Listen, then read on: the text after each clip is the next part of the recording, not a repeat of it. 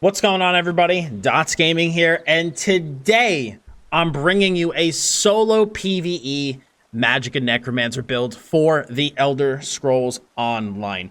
This is one of the most fun builds I have put together in a while. Like, this build absolutely shreds through mob packs and ad packs, and it AoEs like an absolute monster.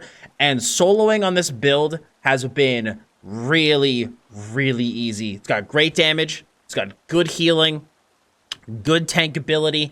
It is just incredibly fun, and I am excited to bring this to you guys today. Now, just remember, guys, this is just what I put together for something that I'd find fun and I'd find enjoyable. If there's something else you want to run, go ahead and run it. I'm not holding a gun to your head saying that this is you must run this setup. It's the be-all, end-all setup. This is just something I put together for a fun solo Magicka build. And if you want to truly feel like a conjurer, a summoner, this build will accomplish that. So moving right into it, folks. Our first monster set that we have is Maw of the Inferno. Maw of the Inferno plays perfectly into our Conjuror Summoner type of deal, where we get a line of maximum health, and whenever we deal damage with a light or heavy attack, we have a 10% chance to summon a Daedroth for 15 seconds, and his basic attacks will deal about 6k flame damage, and this can occur once every 15 seconds. So the goal with this build for me was to summon as many Fire and Forget pets as physically possible, and this set perfectly helps accomplish that.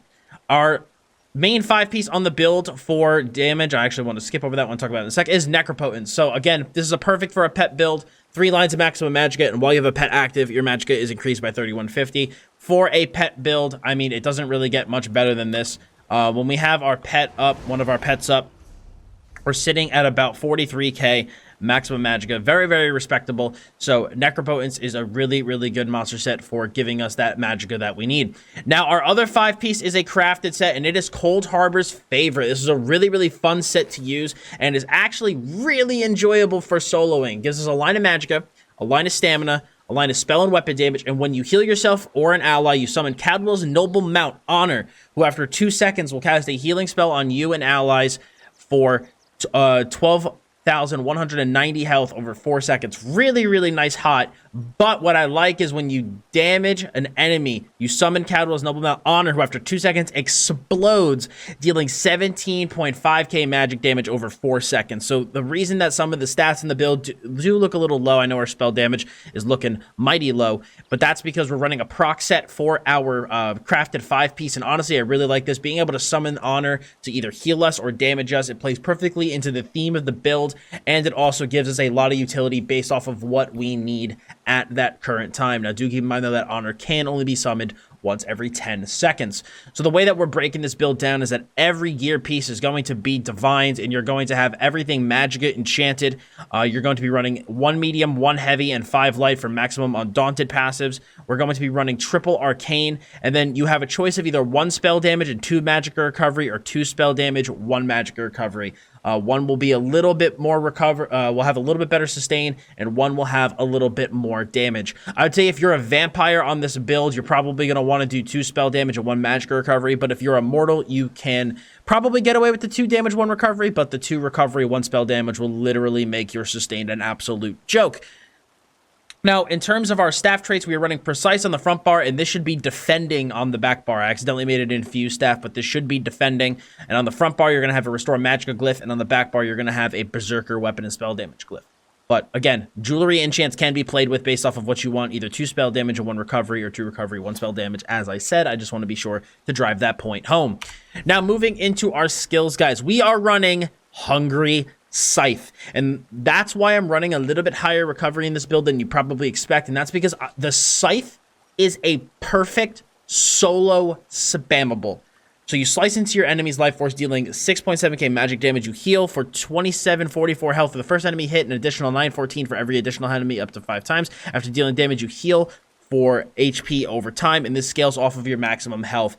This skill makes soloing on Magicka an absolute joke, and you're going to see why I have my bars set up the way I do, and it's because of Hungry Scythe. I want to be able to just switch bars as little as possible, just dump my AoEs, chuck up my blast bones and just scythe, and just cleave enemies down. And you'll see from the dungeon footage that between, like, the healing that Hungry Scythe gives is really enough to keep us up through most ad packs, and we really only need our back bar, like the heals on our back bar, for when we're doing boss fights.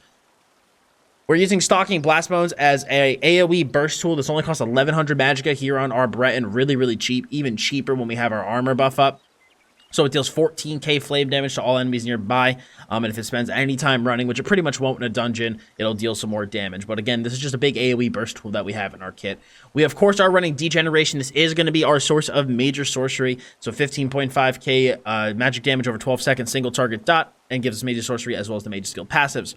Now, we are running Unnerving Boneyard on our front bar. We're not running Avid Boneyard. For soloing, we're using Unnerving, and the reason is so that we can get access to that Major Breach. So this is an AoE dot over 10 seconds that gives Major Breach on all enemies within the dot, and if you cast this on a corpse, it will also deal 50% more damage. So very, very good AoE skill. We unfortunately don't get to use the synergy, but in my opinion, because we're soloing, that AoE Major Breach is going to be way better, especially because this is a huge AoE build. We have Hungry Scythe, Blast Bones, Unnerving Boneyard, and we have Blockade of Storms, which reminds me, we are using double Lightning Staff on this build to play into this huge AoE stack that we got going on. So Blockade of Storms will also play into that, giving us that AoE shock damage. And also will do set concussed enemies off balance, which will make our heavy attacks stun, as well as restore an absolute crap load of resources. We are also, of course, running the Glacial Colossus. Glacial Colossus is really, really good for clearing huge packs of enemies. Again, 11k frost damage with each Colossus smack.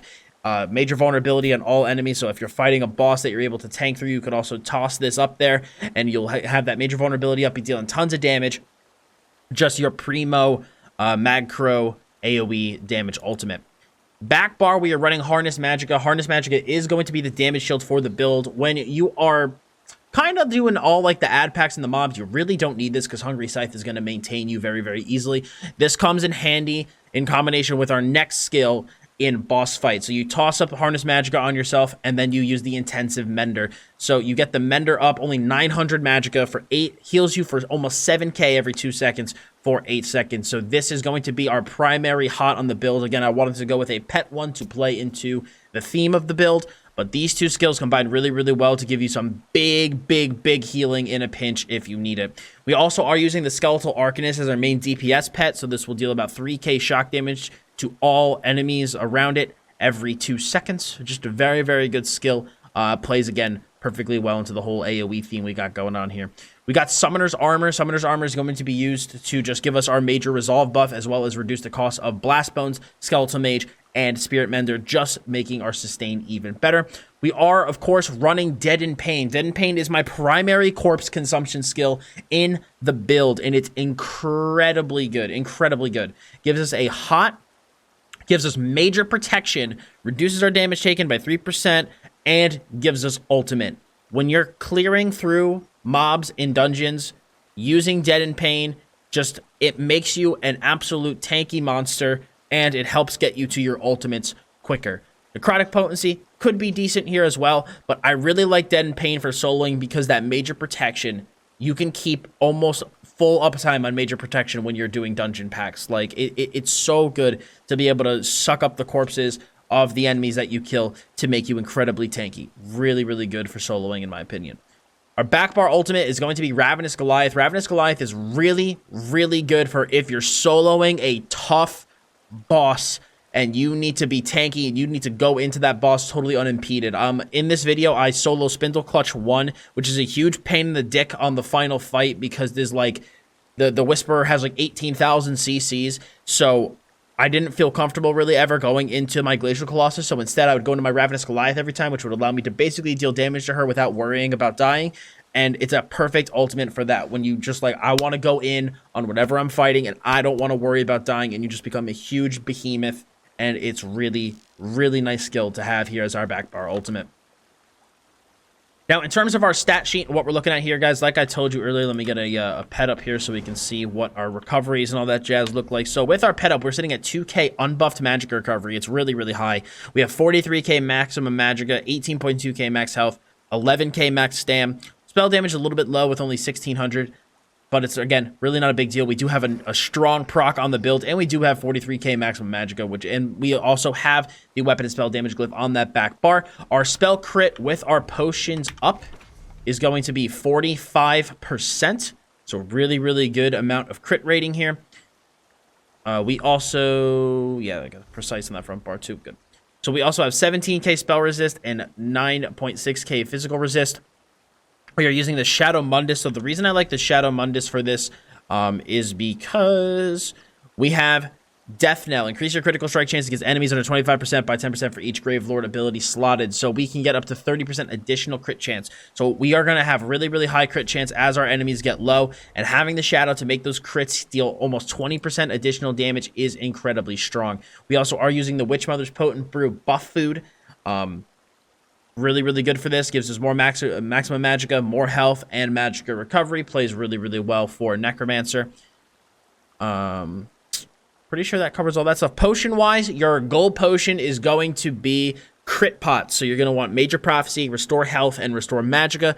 But if you cannot afford them, just use Trash Magicka potions. But if you do choose to use Trash Magicka potions, you're not going to want to run the Shadow Mundus. You're going to want to run the Thief Mundus. So that is something to keep in mind. Now going into our champion points. We have 66 into Elfborn, 64 into Ellie Expert, 31 into Spell Erosion. We have 72 into Master at Arms, and 37 into Thaumaturge. 66 into Ironclad, 39 into Spell Shield, 56 into Thick Skin, 43 into Hardy and Ellie Defender, and 23 into Quick Recovery. 37 into Warlord, 100 into Arcanist, 56 into Tenacity, 40 into Tumbling, and 37 into Shadow Ward. CP is very customizable though, so if you want to change things up, be my guest. In terms of basic rotation, it's really, really simple. Basically, what you're going to do is you're going to have your armor buff up and your Arcanist up at all times. Then you're going to simply apply your Blockade, your Boneyard, your Degen, and your Blast Bones, and then just scythe away. Scythe away. Very, very straightforward. When your corpses die, you're going to want to use Dead in Pain to suck up all the life essence of the corpses. And then if you need, again, you need to heal in a pinch, toss up the Harness Magicka, use the Mender Pet, and start getting that juicy, juicy healing coming in on you.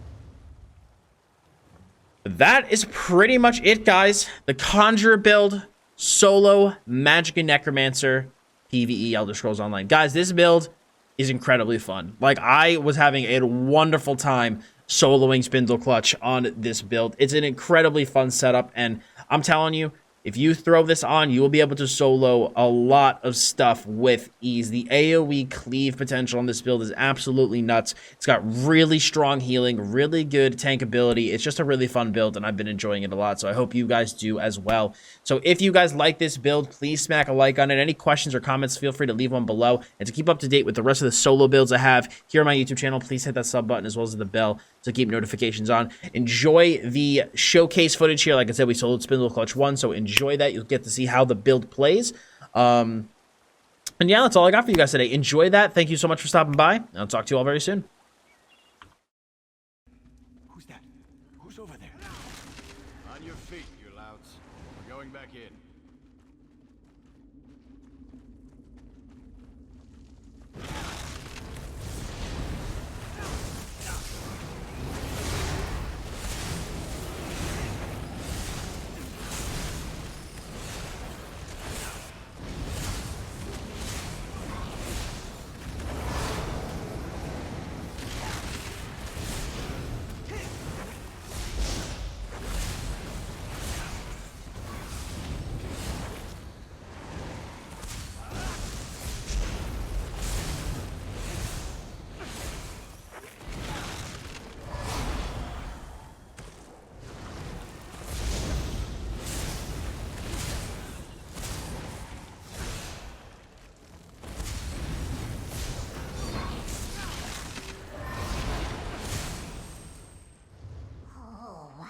Into my rift.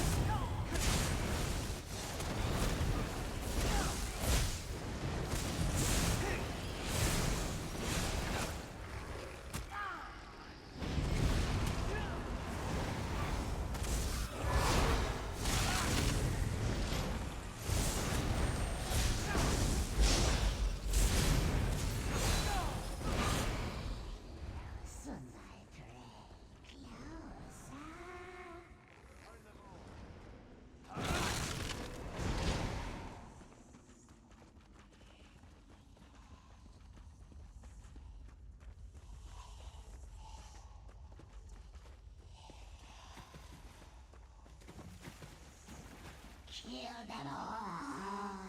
No mercy. All around. This pleases me.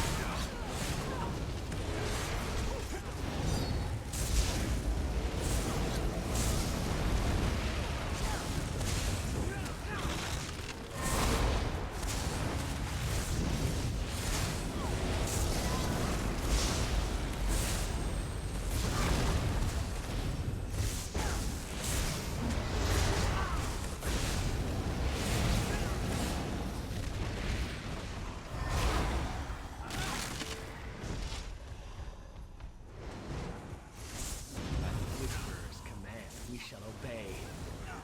Light it up!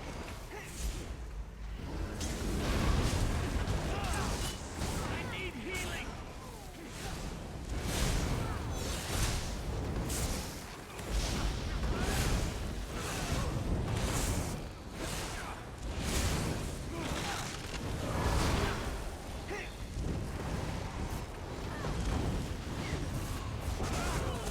I need aid!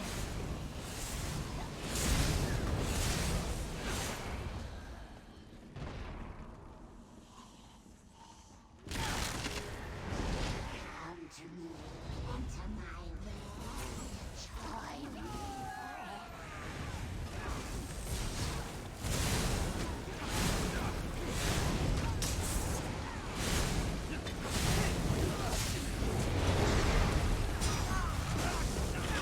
Set it ablaze!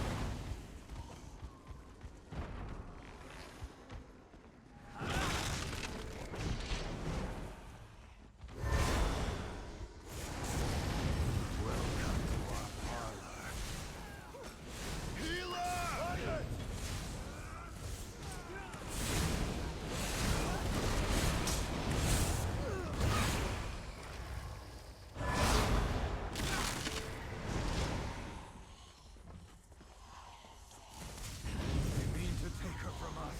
Stop them!